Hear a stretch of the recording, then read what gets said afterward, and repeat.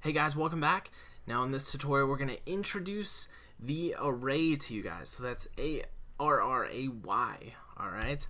And the array is a little bit different. It basically holds a multitude of different values. And the nice thing about it is it's ordered. So it's going to have a bunch of different values in it, and we can call that data. So instead of using variables for everything and establishing hundreds of different variables, we can have an array that holds hundreds of different values and all that stuff. So besides that, let's just go ahead and jump into it so we can look at how this actually works.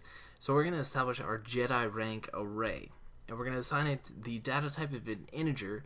So we're going to be pulling values out of it, and we're going to, what was that? You guys hear that? Alright, there we go. Alright, and so what we're going to do is we're going to have some square brackets after our array name here. And in between the square brackets, what we're going to do is we're going to put a value in here that shows how many different values or how much memory we're going to allocate to this array. So in this case, we'll just put 6, and we'll end our array statement there. So basically, our array name is Jedi rank, and it has 6 values that are going to be assigned to this array. Alright?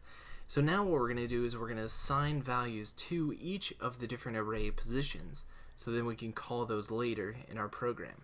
So we're gonna call our array name, and then we're gonna put some square brackets.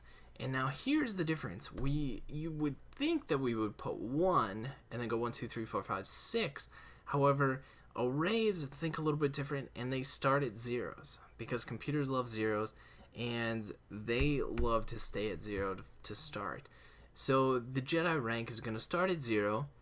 And then what we're going to do is we're going to assign a value to it. So let's just say 13 in this case. And then we can go down the rank, or we can go down the array ordered set here and assign it to the different positions. So now we've got 1. Let me move my mouse so you guys can see. And we'll put 45 there, so on and so forth. And we've got 2. And we'll assign like 65. That'll work. Alright, so we could go all the way down. Now, essentially, our array goes down to the value, the 5th position, because we have 6 total values that we're storing. So we've got 1, 2, 3, 3 would be 4, 4 would be 5, and 5 would be 6. Alright, so you guys understand that? We're not going to actually establish them, just so we can move on to the next part of this tutorial. But we are going to display them on screen so you guys can see what's up. And before I do that, I've already screwed something up. It looks like, there we go. Alright, so we're going to take that and display our array on screen. Alright, and so now here's where we can call whatever position we'd like. So in this case, we'll call the 2nd position.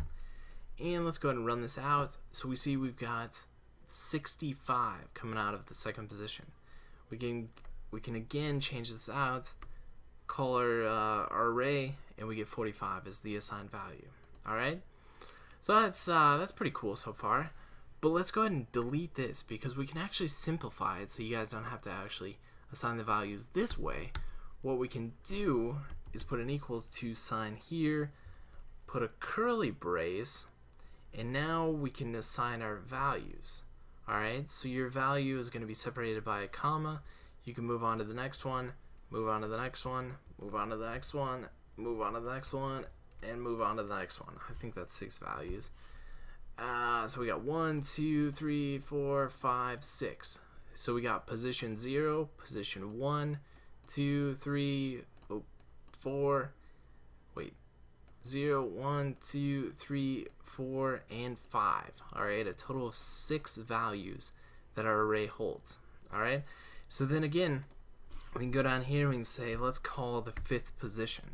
Alright, so the 5th position is obviously going to be 0, 1, 2, 3, 4, 5. So it should pull 58. So let's go ahead and run that, and you see that we get 58. Boom, shakalaka, laka, boom. And one other thing that we can do is we can actually take out the value here. So essentially our array is saying, okay, allocate as much memory as you want. Just make sure that whatever the values are over here, you allocate that amount of memory for us.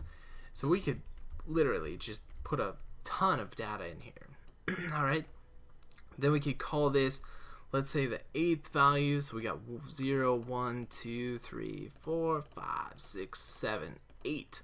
So we should get 256.